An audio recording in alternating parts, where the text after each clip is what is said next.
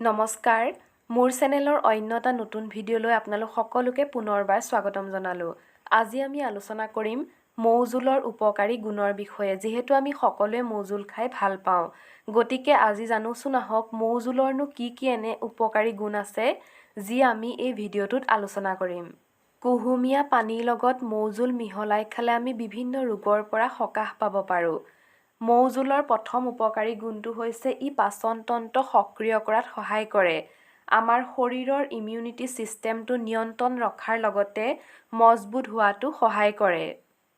Cholesterol কম কৰাত মৌজোলৰ বহু উপকাৰিতা আছে। তাৰোপৰি বডিৰ পৰা আমাৰ শৰীৰৰ পৰা বৰ্জিত পদাৰ্থসমূহ নিষ্কাশন কৰাত একমাত্ৰ সহায় কৰিব পাৰে মৌজোলে। যিসকলে ওজন কম কৰিবলৈ বিভিন্ন উপায় অৱলম্বন কৰি আছে তেওঁলোকৰ কাৰণে মৌজোল হৈছে একমাত্ৰ ঔষধ যি ওজন হ্ৰাস কৰাত সহায় কৰে। ইয়াৰ লগতে তেজ পৰিষ্কাৰ হোৱাৰ লগতে তেজ বৃদ্ধি কৰাতো মৌজোলৰ বহু সুফল পোৱা যায়। গেছৰ সমস্যাৰ লগতে শৌচ খোলোচা নোহোৱাৰ সমস্যাৰ কাৰণেও মৌজোল বহু উপকাৰী হয়।